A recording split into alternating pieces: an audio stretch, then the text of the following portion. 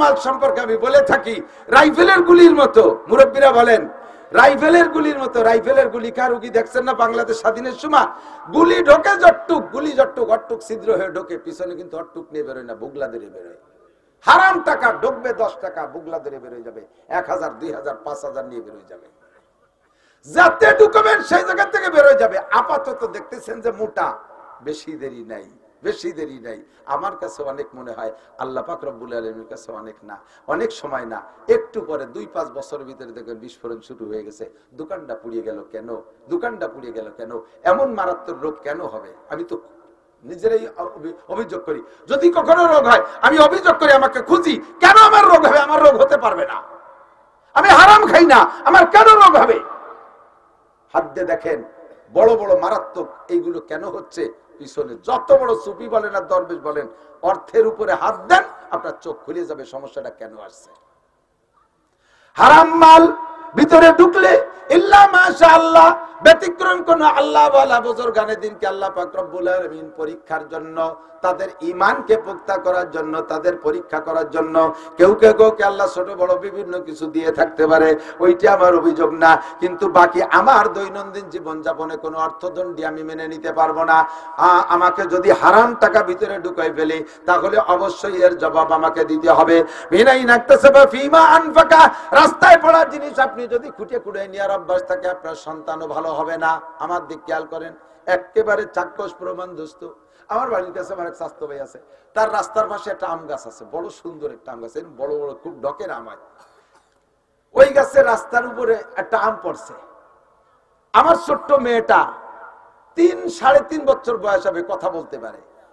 আমটা পাইয়ে সেই বাড়ি যে বলতেছে, কাকি আপনার গাছের আম পড়ছে। ওর কাকি শুনে কান্দি দিতেছে, কয় কি একটুক মাইয়া আম নিয়ে এসে বাড়ি আগে দিতে।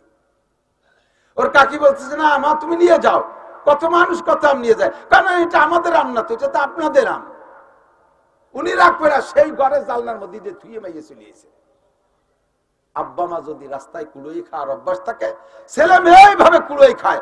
আব্বা মার যদি অভ্যাসটা থাকে পরেরটা খাওয়া, ছেলে মেয়েতে জীবনে কোনোদিন হারামে হাত দেবে না। আপনি যদি সন্তান ভালো করতে চান, হারাম খাওয়ার স্বভাবটাকে পরিহার করেন। আন মালিকি মিনাই নাকতাসাবা ফিমা আনফাকা, 3 নম্বর ইমিগ্রেশন। 4 নম্বর ইমিগ্রেশন, মাদা আমিলা বিমা আলিমা। ওয়াজের ময়দানে এই বছরে কম শোনেন নাই, নগরকান্দা সালতা প্রত্যেক গ্রামে গ্রামে এই মাঠেই কয়টা হয়ে গেছে, আরো কত মাহফিল রয়েছে। শুনবেন দোস্ত, এই মাহফিল থেকে যা শুনেছেন কোনো কথা আপনাদের জানতে বাকি নাই। ব্যক্তি জীবন থেকে নিয়ে রাষ্ট্রীয় জীবন পর্যন্ত যেখানে যা লাগবে উলামায়ে কিরাম খুঁটে খুঁটে পাল্টাই পাল্টাই সবাই বলে, এই যা শিখেছো এরপর আমল করছো কতটুকু বলে যাও। মৌলানা সাহেব হাজার হাজার কিতাব পড়ে, তুমি এই কিতাব অনুযায়ী আমল করেছো কতটুক? হাফেজ সাহেব কতটুক করেছো? তবলিগের সাথী কতটুক করেছো? হজের মাঠে শ্রোতারা কতটুক আমল করেছো? আল্লাহর কাছে জবাব দিয়ে যাও। এই জন্যই তাকুল্লাহ, জি আল্লাহকে ভয় করি। কয় কি রকম ভয় করতে হবে?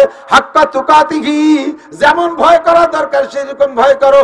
যেরকম ভয় করো, আমার দিক, যেরকম ভয় করলে ফজরের নামাজ ছুটে না, যেরকম ভয় করলে 5 ওয়াক্তের নামাজ ছুটে না। আরে 1 ওয়াক্ত নামাজ ছুটে গেলে আমাকে 230 কোটি 40 লক্ষ বছর জাহান্নামে পড়তে হবে, আল্লাহর সামনে জবাব দিতে হবে। এইটা আমার দ্বারা সম্ভব না। এই ভয় ভিতরে যখন এমন হবে যে যেই ভয় তোমাকে নামাজ থেকে বিরত রাখতে পারে না, এরকম ভয় তোমার মধ্যে তৈরি করতে হবে। জিনা করতে গেলে আল্লাহকে দেখবা, চুরি করতে গেলে আল্লাহকে দেখবা, পরের মালে হাত দিতে গেলে আল্লাহকে দেখবা। এমন ভয় অন্তরে তৈরি করো। ওবুদুল্লাহ কান্নাকা তারাহু, ইবাদতের মধ্যে আল্লাহকে দেখবা, তেলাওয়াতের মধ্যে আল্লাহকে দেখবা, অন্যায় কাজে গুনাহ করতে গেলে আল্লাহকে দেখে ফিরে আসবা। এমন একটা ভয় তোমার অন্তরে সেট করো। যদি যে ব্যক্তি এরকম ভয় সেট করতে পারবে, আল্লাহ পাক রব্বুল আলামিন তার জন্য কয়েকটা পুরস্কার রেখেছে। আমার দিক তাকান, কয়েকটা পুরস্কারের ভিতরে একটা পুরস্কার হলো ওমাইয়াত্তাকিল্লাহ ইয়াজআল লাহু মাখরাজা।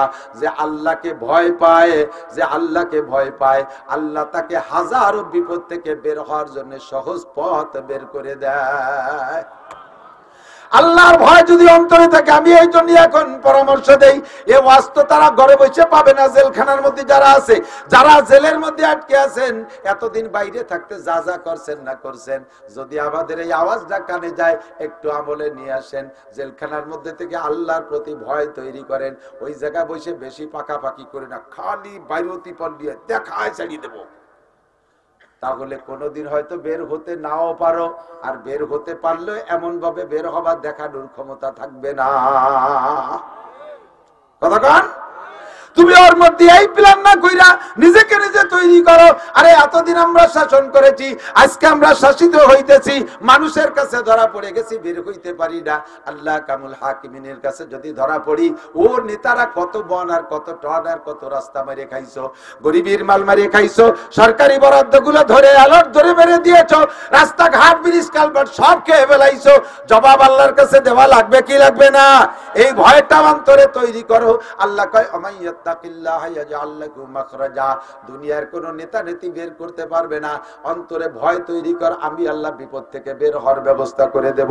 ওয়ারযুকহু মিন হাইসু লা ইয়াহতাসিব, তাকওয়ার 2 নম্বর পুরস্কার হলো ওয়ারযুকহু মিন হাইসু লা ইয়াহতাসিব, ধারণার বাহির স্থান থেকে আল্লাহ মোটা রুজির হালাল ব্যবস্থা তৈরি করে দিবে। আল্লাহ আমার দিক তাকান। ইউসুফ নবী আলাইহিস সালাতু ওয়াস সালামের তাকওয়া বলবো। ঘরের মধ্যে আটকাইছে জুলাইখা, ছোটবেলা থেকে পালিয়ে পুষে বড় করছে।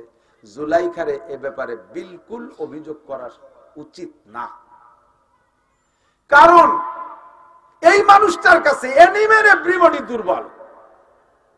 উনি ছোটবেলায় মা মারা গেছে, উনার ফুফু, আপন ফুফু উনারে নিয়ে পালতো। সেই ফুফু ভাতিজাকে এমন ভালোবেসে বেড়াইছে, তার চেহারা, তার চাল চলন গুণে। বয়স যখন হয়েছে বাপের কাছে দিতে হবে, সেই সময় ইয়াকুব আলাইহিস সালাম বলতেছে, বোন আমার ছেলেটারে দে। ফুফু কয় না ভাই, দিতে পারবো না, ওরে দিলে আমি বাঁচবো না। ফুফুর সাথে ভাতিজার কোনো খারাপ সম্পর্ক না, কিন্তু এমন চেহারা, এমন ভালোবাসা তৈরি হয়ে গেছে, ছাড়তি রাজি না। তো ওই সময় এদিকে বাপে তো নিয়ে আসতে হবে, ছেলের লেখাপড়া শিখাতে হবে। বাপ তো নবী, ছেলে তো মূর্খ রাখা যাবে না, নিয়ে আসতে হবে। বাপের বাড়ি না আসলে তো লেখাপড়া করবে কিভাবে? তা আনার জন্য বারবার পিড়ি পিড়ি করতেছে, ফুফু তারে দেবে না। ফুফু এই ভাতিজাকে রাখার জন্য কৌশল আসছে। ওই সময় বিচার ব্যবস্থা ছিল, চোরে যদি কোনো মাল চুরি করে আর ওই চোরের কাছে ওই মাল পাওয়া যায়, তাহলে তার বিচার হলো মালের মালিকরে চোরটা দিয়ে দিতে হবে। যাও, তোমার এটি দিয়ে দিলাম, তুমি কাজে লাগাবে। এখন ইয়াকুব আলাইহিস সালাম ছেলে চাইতেছে, বোনটা দেবে না, ফুফুটা ভাতিজাকে আসতে দেবে না। যখন বাপে জোর করছে আনবই, তখন ফুফুতে করছে কি যে ঠিক আছে তাই যাও, তোমার ছেলে তুমি নিয়ে গেলাম, যেতে পারো না।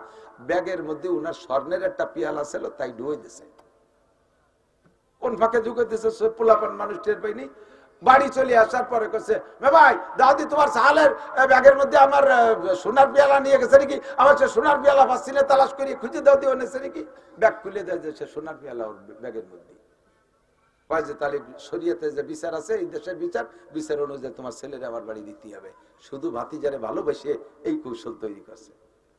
লাস্টে যে একটা কথা আছে, হযরত ইউসুফ আলাইহিস সালামকে জুলাইখা তো এই ঝামেলা ফেলাইছে, তারপরে বাপে ভালোবাসছে বিদায় উনারে কুয়োর মধ্যে ফেলাইছে, জেলখানায় রাখছে। জেলখানার কয়েদিরা উনার পরে এমন আশেক হয়ে গেছে তা তোর বলার না।